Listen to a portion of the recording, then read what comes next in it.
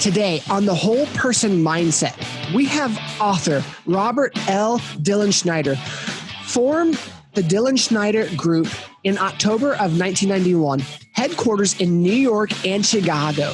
The firm provides strategic advice and counsel to Fortune 500 companies that leads families and individuals around the world with the experience in fields ranging from mergers and acquisitions, crisis and communication, to marketing, government affairs, and international media.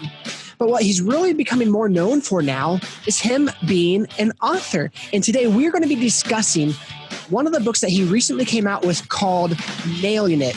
And in this book, we look through the 20-something-year-olds through history, such as Ulysses S. Grant, Albert Einstein, Helen Keller,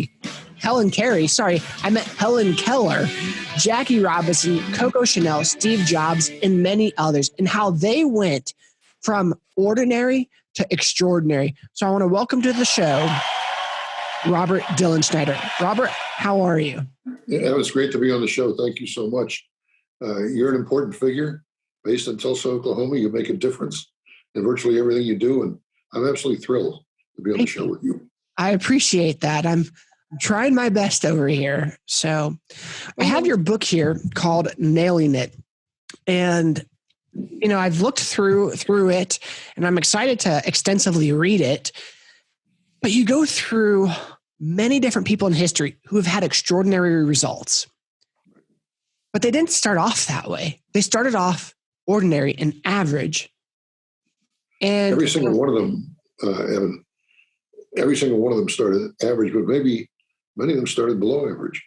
Many of them had no perception of what they were going to do. Many of them had no sense of self-worth. They just said, I'm going nowhere. And then something came along for all of them individually, and it stimulated them to think about what they could do. And so these people stepped up to the plate and did it. And that's what can happen with a lot of young people in the United States today. I'm reminded of all the young people coming out of colleges and universities, and I'm reminded of the people coming out of trade schools. The people coming out of trade schools are skilled and ready to do something in society. Those coming out of colleges and universities have to still figure it out. So it's a very important time. Yeah.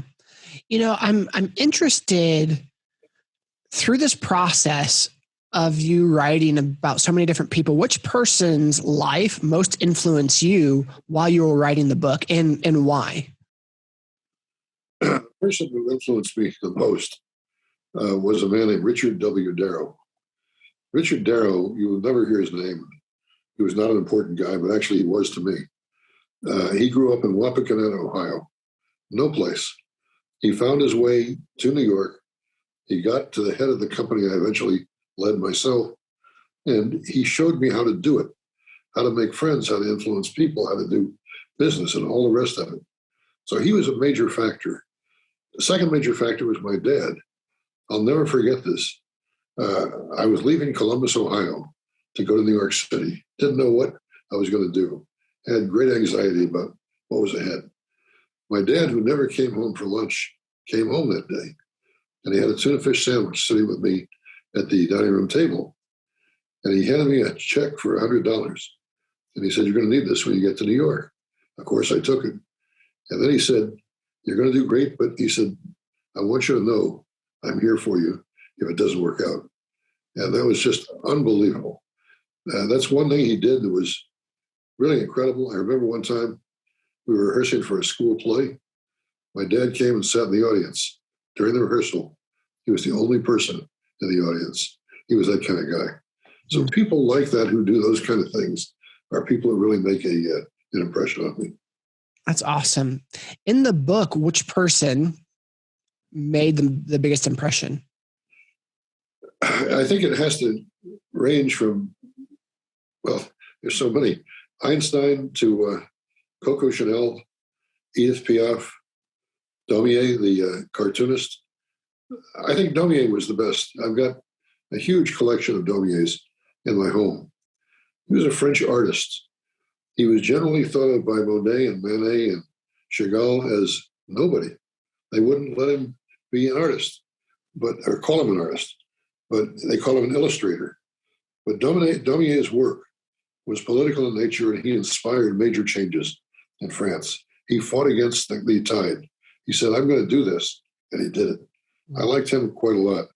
I think the idea of Helen Keller overcoming her problems, just unbelievable. I mean, she had a sense of who she was and what was going to happen, and it did, because she just stuck with it. But people that, like Coco Chanel, who was really living in Montmartre in Paris, doing terrible things that people in Montmartre do, came down and eventually formed a company on the Rue Cambon outside the Ritz in Paris. And Coco Chanel put her name on perfumes and other beauty products. And today, you can't open a major fashion magazine without seeing a Chanel ad. So those are terrific people who made a really big difference. And some of them, I was close to them. And it was really important to be there, to watch them do it. When you say close to them, you mean personally, like you knew them, or that through studying them and writing about them? Well, I knew a number of the people that are in the book. And many of them are dead, of course. So I didn't know them. And I didn't have to do extensive research. Yeah. But I knew a number of the people in the book and held them in high regard. I mean, like all of us, however, they slipped and they made a mistake along the way. Everybody does that. And they just simply pulled up their trousers and said, I'm going to go forward and I'm going to make this happen. And they did.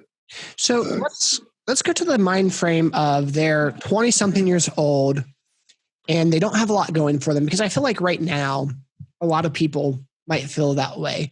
What are some of the themes that you've seen in these individual lives collectively, how you see some similar themes that have helped propel them to the growth and the success that they've had? Golda Meir was a bagger on a West Side supermarket in Manhattan. The customer came in, the products came through the register. Golda Meir put them in the bags and helped carry them out. That was her job, later to become the head of Israel. Golda Meir did a lot of reading, and she said to herself, I got to step forward and do something for Israel. And she stopped being a beggar, started exerting herself in this political sphere, and made a difference. Wolfgang Mozart, incredible. Mozart's family tried very hard to discourage him from writing and performing, and Mozart wouldn't buy it. And he kind of kept doing it. And today he's considered one of the best out there of all kinds. Right. Albert Einstein, a clerk in a post office in Switzerland, came up with a thing called the theory of relativity. And boy, did he make a difference. So all of them had something at the beginning that was really nothing. They had self-doubt. They had anxiety. They didn't know what to do. And all of them kind of hitched up and said, we're going to try something. Let's go for it. What would be, one of the key traits that helped these people get from where they were to who they became? One of the key traits is their ability to express themselves. There are a lot of people who do fantastic things, but who don't express themselves well. And so those things are lost. So you got to find out a way to write and talk and appear publicly so that people recognize who you are and what you've done. That's very, very important. The second thing is to have a vision. We could certainly use that in the United States right now. What can you do? What can happen to make life better? It's very critical.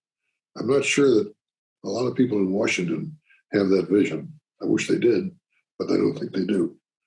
The third thing, I think, is to say, I'm not going to do it alone.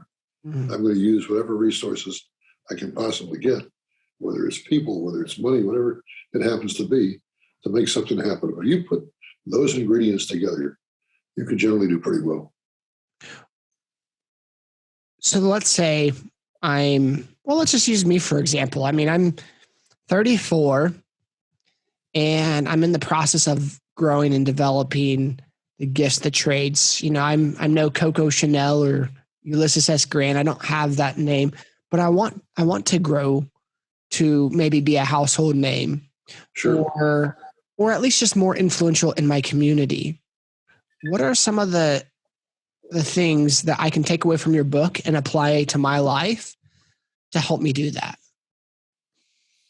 There was a guy named Rush Limbaugh who I knew very, very well and helped in the beginning.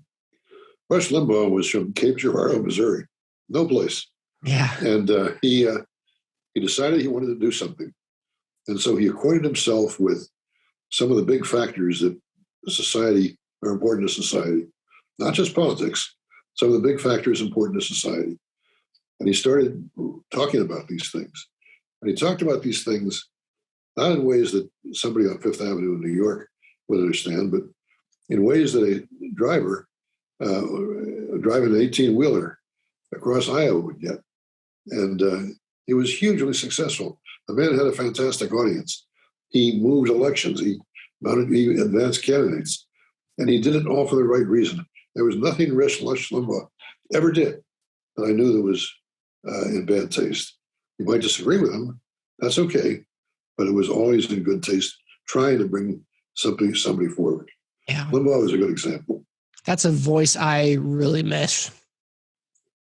We all do. And he was terrific. It's a spot to fill. Yeah, for sure. But, there are other spots to fill, Evan. Walter Cronkite left a tremendous spot to fill. Never really got filled.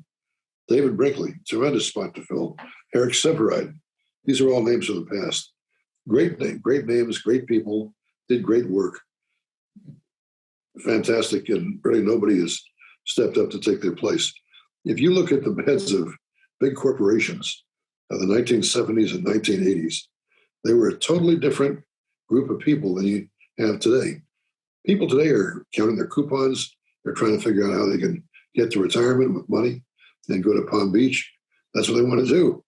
These guys back in the 70s and 80s, Jack Welch is a great example here. Dick Mahoney with Monsanto. These guys made something happen. They wanted to make the Commonweal work, and it did.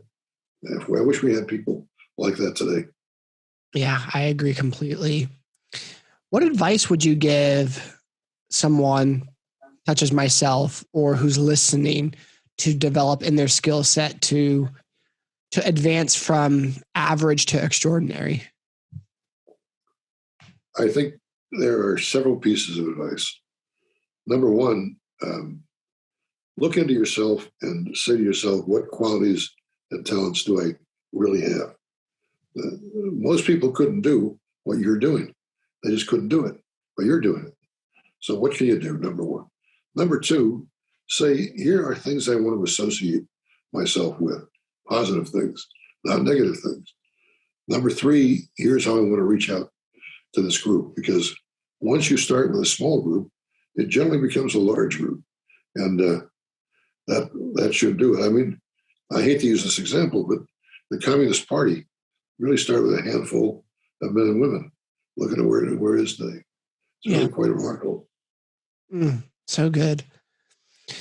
Robert, thank you so much for coming on to the show. Where would you want people to buy your book from, Nailing It? Well, it's on Amazon, and it should be in most major bookstores. It's being advertised a little bit now. I'm doing shows thanks to people like you, like this. So they can buy it through Amazon. They can hopefully get it through their local bookstore. That's a place to do it. But if they walk away from the book with just one idea, which is, I can do it too, that makes me very happy. And that's what I would really want to have happen. Good. Well, it's an extraordinary book, full of wisdom and knowledge from the lives of very successful people. So I highly, highly recommend it. Thank you. Robert, thank you so much for coming on to the show today. Have a great day. I hope you find yourself in the East. You'll let me know. I 100% will.